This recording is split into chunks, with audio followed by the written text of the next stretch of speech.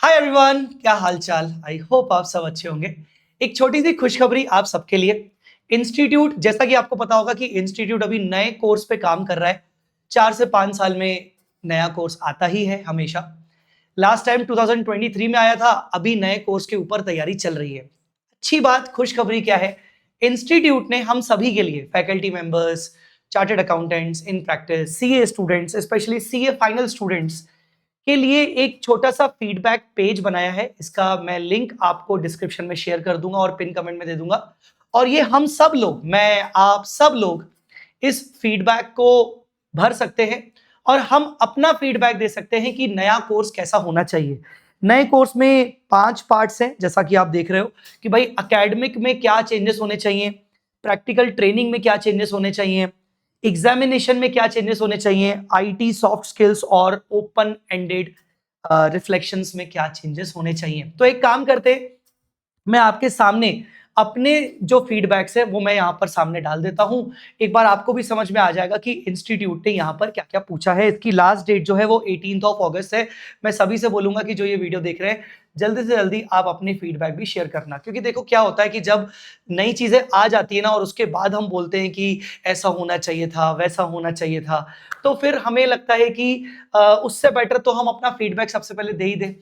फिर अगर इंस्टीट्यूट ने हमसे फीडबैक मांगा ही है तो मुझे लगता है कि इंस्टीट्यूट कंसीडर करेगा, and this is a very good step. तो चलिए शुरू करते हैं। मैं अभी आपके सामने अपने फीडबैक्स इंस्टीट्यूट को देता हूं, ठीक है? चलो, ओके। तो सबसे पहले यहां पर कुछ इंपॉर्टेंट इंफॉर्मेशन मुझसे मांगी जा रही है, तो मैं ये इंपॉर्टेंट इंफॉर्मेशन के लिए वीडियो को 2 मिनट स्टॉप कर रहा हूं, आपको पता नहीं चलेगा, ताकि मैं अपनी पर्सनल इंफॉर्मेशन आपके साथ शेयर ना करूं। ऑल राइट, तो मैंने ऊपर अपनी पर्सनल इंफॉर्मेशन डाल दी है। अब यहां से देखते हैं कि बेसिकली हमें क्या क्या फिल करना है। सबसे पहले पूछ रहे हैं stakeholder category, CA in practice, CA in industry, CA final student, मतलब स्पेशली सीए फाइनल स्टूडेंट से ये लोग जानना चाह रहे हैं। तो भाई अगर सीए फाइनल में हो तो प्लीज डाल देना, और अगर सीए फाइनल में नहीं हो तो आप, अगर सीए इंटर में हो तो अदर्स करके डाल देना यार, क्या फर्क पड़ता है। ठीक है, तो मैं फैकल्टी मेंबर हूं तो मैं फैकल्टी मेंबर की पोजीशन पे ये डाल देता हूं, ठीक है। आप तो यार एक काम करना, आप तो अपने माता पिता से भी डलवा देना, यहां पर इंडस्ट्रियलिस्ट, कॉर्पोरेट लीडर, रेगुलेटर, क्या दिक्कत है, तुम तो डाल देना, है ना। चलो नेक्स्ट पे चलते हैं। उसके बाद अब आता है part A, self paced online modules, SPOM। Should the present self paced online module continue? yes continue as present, no discontinue, yes continue with modification as written paper। देखो रिटर्न पेपर तो नहीं होना चाहिए, ये वैसे ही एक सिरदर्द है।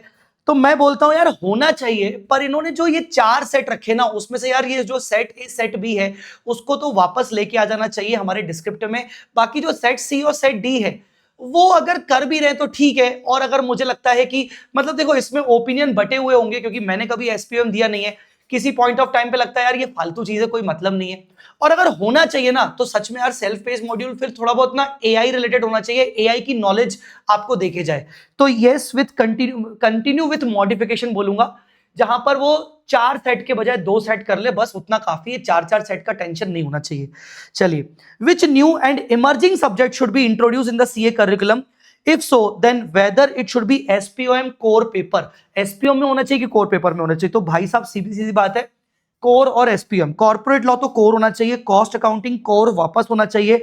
बाकी एसपीओएम में यार, तुम एसपीओएम में एआई दिख रहा है क्या मेरे को? हाँ एआई दिख रहा है, बस एआई आना चाहिए। बाकी टेंशन मत दो सीए वाले बच्चे को यार, बाकी वो अपने हिसाब से कर लेगा। एआई को छोड़कर बाकी सब फालतू है, एआई के रिस्पेक्ट में कर दो बस, और कुछ नहीं भी करोगे तो वो रिक्वायर बेसिस पे कर लेगा। चलो, whether artificial intelligence should be introduce into CA course? Of course हाँ, होना चाहिए। If yes, it should be incorporated into the CA course through theoretical education integrated across curriculum? नहीं, थ्योरेटिकल तो बिल्कुल नहीं, only through training, combination of theoretical education and training. नहीं यार, training काफी है। हमने जितना भी एआई सीखा है वो सब हमने प्रैक्टिकल से ही सीखा है, ये हम सब मान के चल रहे हैं। मतलब थ्योरेटिकल किसी काम का नहीं है, थ्योरेटिकल को बोरिंग देखा जाएगा, कोई मतलब नहीं है। चलो, फिर अपन बात करें कमेंसमेंट ऑफ प्रैक्टिकल ट्रेनिंग। तो commencement of practical training articleship पे पूछ रहा है। चलो यार, ये इंपॉर्टेंट पार्ट है। कमेंसमेंट ऑफ प्रैक्टिकल ट्रेनिंग कब स्टार्ट होनी चाहिए? After registration for intermediate. बहुत पहले ऐसा होता था, मेरे केस में भी यही होता था कि भाई सीए फाउंडेशन क्लियर हुआ, आप स्टार्ट कर लो अपनी आर्टिकलशिप। मैं पर्सनली मानता हूं वो सही नहीं है। अभी की चीज सही चल रही है, दोनों ग्रुप कंप्लीट होने के बाद आप आर्टिकलशिप करो, मुझे लगता है ये सही है। या जो पिछला वाला सिचुएशन था कि कम से कम एक ग्रुप निकल जाए उसके बाद स्टार्ट हो जाए। अब देखो दोनों के अलग अलग प्रोज और कॉन्स हैं, मैं दोनों मुझे अच्छे लगते हैं, पर मैं स्टिल मानता हूं कि जो अभी चल रहा है वो बेटर है। मतलब आफ्टर पासिंग बोथ ग्रुप्स, मुझे अभी वाला बेटर लग रहा है कि यार एक बार दोनों ग्रुप खत्म हो जाए उसके बाद आर्टिकलशिप लेने का ना मजा ही अलग है। ठीक है, उसके बाद during the practical training what should be the ideal duration of practical training. भाई साहब 2 साल का दे दो, अनइंटरप्टेड, बात खत्म। सीखने की उम्र कभी खत्म नहीं होती, सीखना कभी खत्म नहीं होता। आप 3 साल दे दो, 5 साल दे दो, सीखना कभी खत्म नहीं होता। तो बेटर है कि 2 साल में जल्दी सीए बना दो, फिर सामने वाला सीखता रहेगा।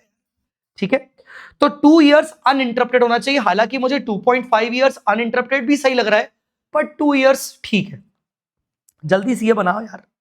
What should be the ideal structure of practical training? Practical training का ideal structure क्या होना चाहिए? Entirely under members, only industry training, combination दे दो यार, क्या फर्क पड़ता है, क्या दिक्कत है? In case of combination of firm training and industrial training, what should be the duration of the industrial training? Industrial training का duration दे दो यार, मेरे हिसाब से 9 महीने ठीक है, मतलब 12 महीने भी ठीक है, पर मुझे 12 महीने कई बार इम्प्रैक्टिकल लगता है, क्योंकि फिर 12 महीने अगर आप जाओगे तो फिर इधर आपको सिर्फ 12 महीने की बाकी की प्रैक्टिस में फिर आपको मजा नहीं आएगा, या फिर आपको आपका एम्प्लॉयर अलाउ नहीं करता। तो मैं जानबूझ के 9 मंथ्स कर रहा हूं।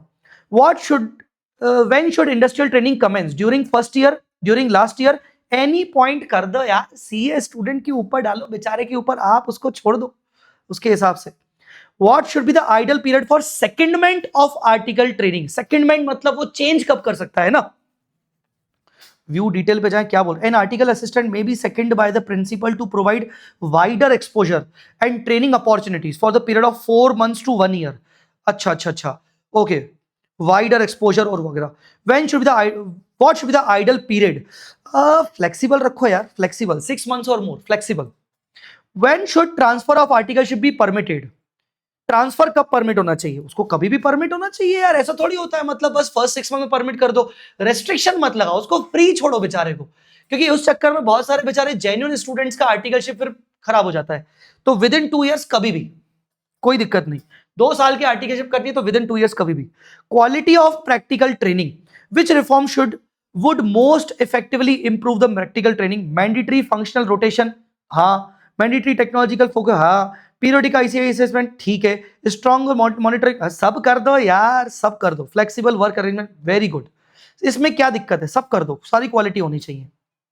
नेक्स्ट, उसके बाद examination, what assessment format should be use for foundation exam? Foundation exam के लिए क्या होना चाहिए? MCQ, descriptive question including problem solving, combination मुझे लगता है जो अभी जो चल रहा है ना वही सही है।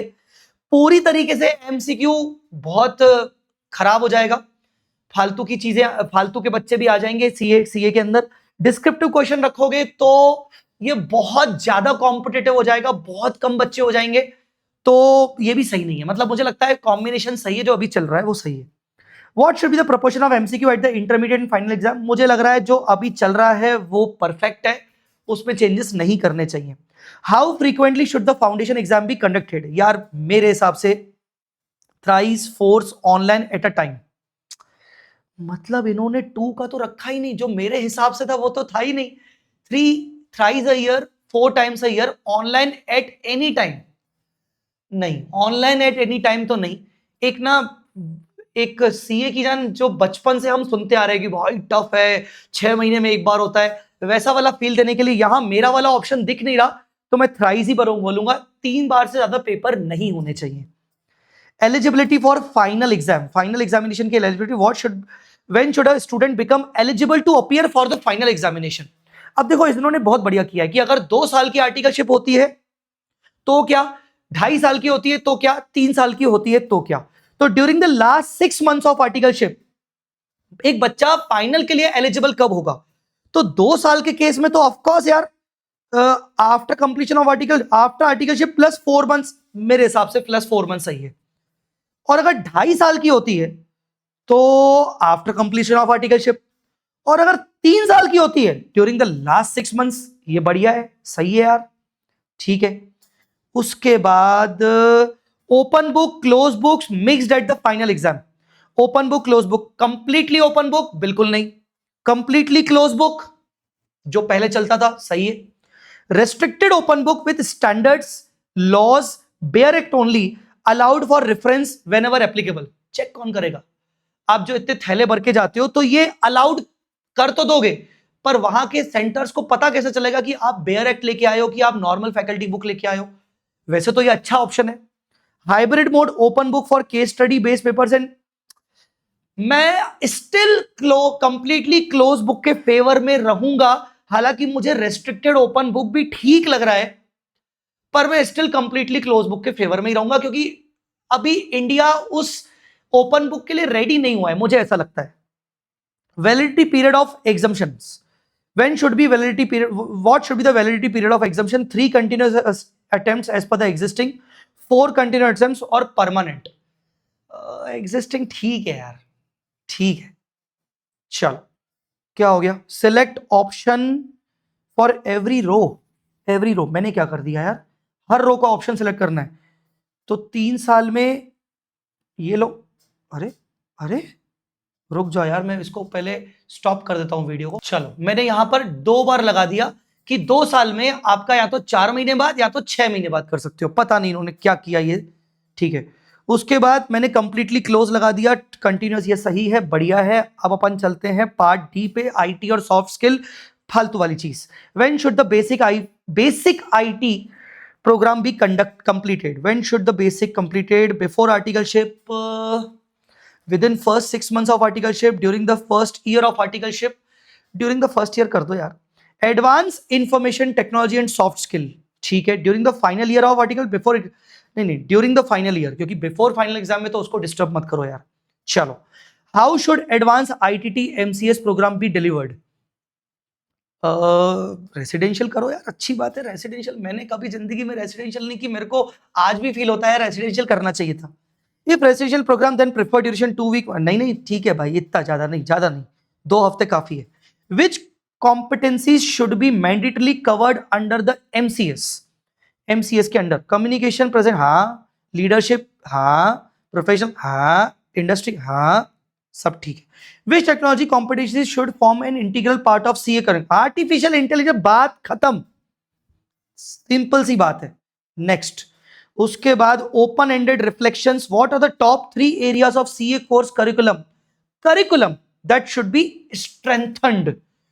तो दैट शुड बी स्ट्रेंथन्ड यार, इसमें मुझे सोचना पड़ेगा, मुझे 2 मिनट दो, मैं वीडियो को पॉज। मैंने बहुत सोचा, मैंने पूरे 5 मिनट लिए, मुझे ये समझ में आया, हालांकि इन्होंने यहां पर ऑप्शनल लिखा है, पर फिर भी मुझे ये समझ में आया कि तो एक तो एआई टूल्स स्टडी होनी चाहिए। स्टडी क्या लिख रहा हूं मैं भी यार, study of AI tools relating to finance, मुझे ऐसा लग रहा है होना चाहिए। फिर उसके बाद नेक्स्ट मुझे लग रहा है कि भाई प्रैक्टिकल एक्सपोजर बेस्ड सिलेबस होना चाहिए। प्रैक्टिकल एक्सपोजर मतलब बेसिकली रट्टाफिकेशन पे ज्यादा काम नहीं, प्रैक्टिकल एक्सपोजर बेस होना चाहिए। लिखने का तो मन और कर रहा है कि तुम अपनी चेकिंग को थोड़ा ठीक कर लो, पर वो आपके सीए कोर्स करिकुलम का पार्ट नहीं लिख सकते, तो मैं नहीं लिखूंगा, क्योंकि मैंने अपना मेल आईडी भी डाल दिया है फालतू, कल को मेरे ऊपर वो एक्शन ले लेंगे तो दिक्कत हो जाएगी। Any other suggestion is like कि भाई चलो मैं लिख देता हूं, चेकिंग शुड बी मोर, मैं 2 मिनट पॉज कर ले, चलो checking should be more proper कर दिया, बाकी और कुछ नहीं। रिस्पॉन्स यहां पर रिव्यू कर दिया है, खत्म, मैं अपना सबमिट कर रहा हूं रिप्लाई। चलो भैया, thank you for the response, thank you so much ICAI। मैंने अपना अभी रिस्पॉन्स डाल दिया एंड आई फील कि यार ये बहुत अच्छा काम किया है ICAI ने। आपको ये करना चाहिए, आपको ये भरना चाहिए। मैं डिस्क्रिप्शन में लिंक भेज रहा हूं, और मुझे कमेंट्स में जरूर बताना कि ये जो इंस्टीट्यूट ने ऐसा किया है, ये जो फीडबैक बोल रहे हैं, वो उसमें आपका क्या कहना है, आपका क्या मानना है। और ये इन्होंने फीडबैक सीए फाइनल वालों से क्यों मांगा, क्यों भाई इंटर वालों से क्यों नहीं मांगा? इंटर वालों को वो इमैच्योर समझ रहे हैं क्या? इंटर वालों कुछ कमेंट करना चाहते हो क्या? जल्दी मुझे बताना। Thank you so much and thank you so much ICAI for this.